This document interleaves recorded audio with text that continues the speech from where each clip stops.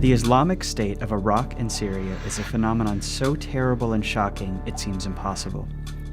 It controls an area the size of the United Kingdom, commits mass atrocities, and launches terror attacks abroad. But to understand ISIS, it helps to tell the story of its rise. And that story begins far away and many years before the group existed. In 1979, the Soviet Union invades Afghanistan to defend a puppet dictator against rebels. Young men from the Middle East flock in to join the rebels. Many see it as a religious struggle, and some develop extremist views. Among them is a well-educated young Saudi named Osama bin Laden. Also in Afghanistan is a semi-literate former street thug from Jordan, calls himself Abu Musab al-Zarqawi. They do not get along and never will, but will create the groups we today know as Al-Qaeda and as ISIS. The Soviets withdraw in 1989, and the Arab fighters eventually go home. Bin Laden grows Al-Qaeda into a global network to continue the struggle against Islam's enemies. Zarqawi forms his own group, but it fizzles. Both men later return to Afghanistan, now ruled by the Taliban. On September 11, 2001, Al-Qaeda attacks America from its base there. The U.S. invades Afghanistan. Bin Laden flees to Pakistan. Zarqawi, still obscure, flees to a remote and lawless corner of Iraq. 2 years later, the U.S. does something that will transform the Middle East and set the stage for ISIS. My fellow citizens, the dangers to our country and the world will be overcome. The Americans topple Saddam Hussein's secular, mostly Sunni dictatorship, and it disbands the Iraqi army. Thousands of Sunni Iraqi soldiers, angry and unemployed, join the insurgency. Jihadist groups, who are also Sunni, see this as a repeat of the Soviet invasion of Afghanistan, and again they flood in to fight. Zarqawi is among them. Zarqawi's group eventually becomes Iraq's most ruthless. He especially attacks Shia, deliberately sparking a Sunni-Shia civil war. By 2004, Zarqawi is a jihadist superstar. Al-Qaeda, isolated and weakened, attempts to bolster its image by forming an alliance with Zarqawi's group, which becomes known as Al-Qaeda in Iraq. But in 2006, Iraq's Sunnis rise up against Zarqawi, and the US kills him in an airstrike. Over the next few years, Al-Qaeda in Iraq is largely defeated.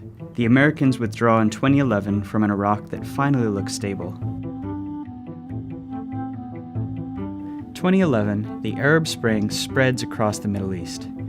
In Syria, dictator Bashar al-Assad cracks down violently on protesters. They eventually fire back, leading to a civil war. Assad fears the world will intervene against him, so he releases jihadists in large numbers from Syrian prisons, tinging the rebels with extremism and making it harder for foreigners to back them. Back in Iraq, what little remains of Zarqawi's group is still allied with Al-Qaeda, but now known as the Islamic State in Iraq. It's led by a bookish religious scholar who calls himself Abu Bakr al-Baghdadi. In 2012, Baghdadi sends a top deputy to Syria to start a new Al-Qaeda branch to fight alongside the rebels, Jabhat al-Nusra. Baghdadi attacks a series of prisons in Iraq, frees former jihadists, and recruits new ones, growing stronger. In April 2013, Baghdadi announces he is taking control of all Al-Qaeda allied forces in Syria and Iraq. His group expands into Syria, becoming the Islamic State of Iraq and Syria, or ISIS. But Al-Qaeda rejects Baghdadi's power grab, and in 2014 formally exiles him. The two jihadist groups, long at odds, are now at war. ISIS grows powerful in Syria, in part because Assad tolerates its rise, which he does because it divides his enemies within Syria, and because foreign powers are too focused on ISIS now to worry about Assad.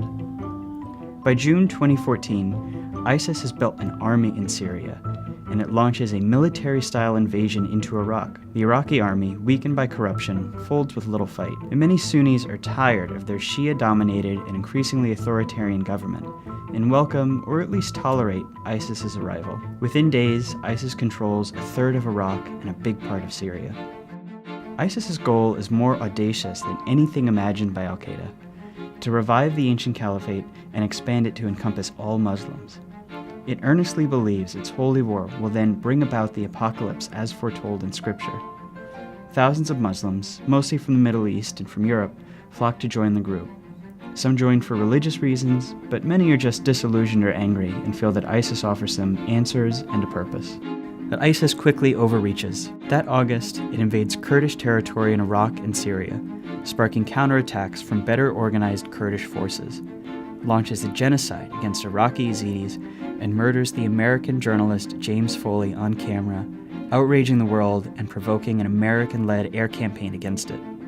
ISIS can't withstand the onslaught and loses more than a fifth of its territory. But in response, it begins launching increasingly spectacular terror attacks abroad, in Tunisia, Kuwait, Sinai, and then Paris. And so-called lone wolves, inspired by ISIS propaganda, also launch attacks, though they're often amateurish and less effective. Eventually, ISIS will lose its state. It is simply too weak, has no allies or outside funders, and is surrounded by enemies. But ISIS will respond by reverting to what it was before as Al-Qaeda in Iraq, an insurgency and a terror group still capable of horrifying violence. And in that form, it could be around for years.